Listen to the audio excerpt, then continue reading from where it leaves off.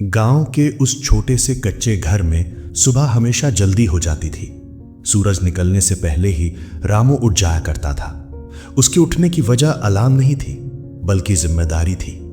टूटी हुई चारपाई से उठते ही वो सबसे पहले अपने बेटे राहुल को देखता, जो अब भी गहरी नींद में होता।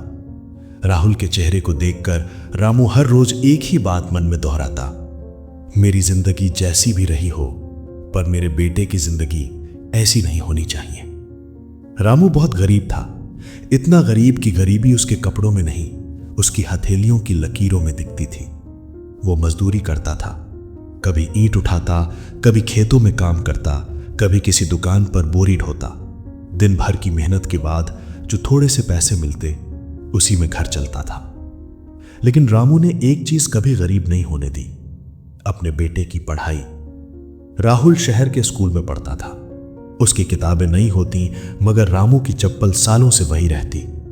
राहुल के जूते चमकते थे, मगर रामू के पैरों में पड़े छाले कोई नहीं देखता था। राहुल धीरे धीरे बड़ा होने लगा।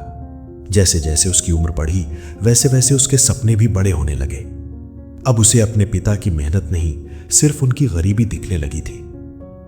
स्कूल के दोस्त जब पूछते, तेरे पापा क्या करते हैं, तो राहुल थोड़ा झिझक कर कहता, काम करते हैं कहीं।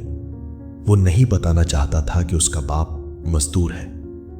एक दिन राहुल ने अपने पिता से कहा, पापा अब आप स्कूल में मत आया करो, दोस्त अजीब नजर से देखते हैं। रामू ने कुछ नहीं कहा, बस हल्की सी मुस्कान के साथ सिर हिला दिया। उस दिन उसने पहली बार महसूस किया कि उसका बेटा उससे दूर जा रहा है। समय बीतता गया। राहुल पढ़ाई में ठीक था, लेकिन उसके अंदर धैर्य कम और घमंड ज्यादा भरने लगा था। वो जल्दी सफल होना चाहता था, बिना ये समझे कि सफलता की जड़ें गहरी मेहनत में होती हैं। एक शाम रामू काम से लौटा। शरीर थका हुआ था, पर मन में एक बात थी। उसने राहुल को पास बैठाया और कहा, बेटा एक बात याद रखना, जिंदगी में बड़ा बनने से पहले अच्छा इंसान बनना जरूरी है। राहुल ने मोबाइल से नजर हटाए बिना कहा, पापा आजकल ये बातें काम नहीं आती, पैसा हो तो सब इज्जत देते हैं। रामू चुप हो गया। वो जानता था कि अनुभव की बातें अनुभव से पहले समझ नहीं आती। कुछ साल बाद राहुल को शहर में नौकरी मिल गई। बहुत बड़ी नहीं, लेकिन गांव से बेहतर थी। राहुल ने राहत की सांस ली। अब वो उस गरीबी से बाहर निकल चुका था जिसे वो अपनी सबसे बड़ी कमजोरी मानता था।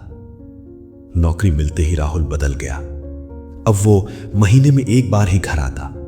पिता की बातें उसे पुरानी लगती, मां के सवाल उसे बोझ लगते, और बाप उसे बस एक बीता हुआ दौर लगता। एक दिन रामू बहुत बीमार पड़ गया। शरीर ने अब साथ देना बंद कर दिया था। सालों की मेहनत, भूख और थकान ने उसका हिसाब मांग लिया था।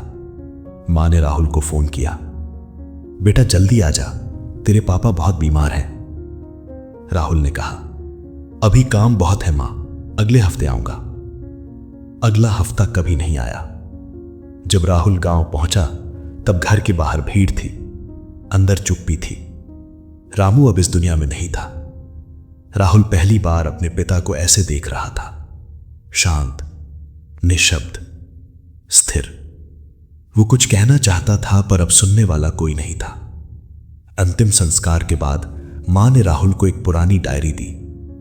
तेरे पापा ने तेरे लिए छोड़ी है। रात को राहुल ने वो डायरी खोली। पहले पन्ने पर लिखा था, अगर मेरा बेटा ये पढ़ रहा है तो शायद मैं अब उसके पास नहीं हूं। डायरी में रामू ने अपने हर दर्द, हर डर, हर सपना लिखा था।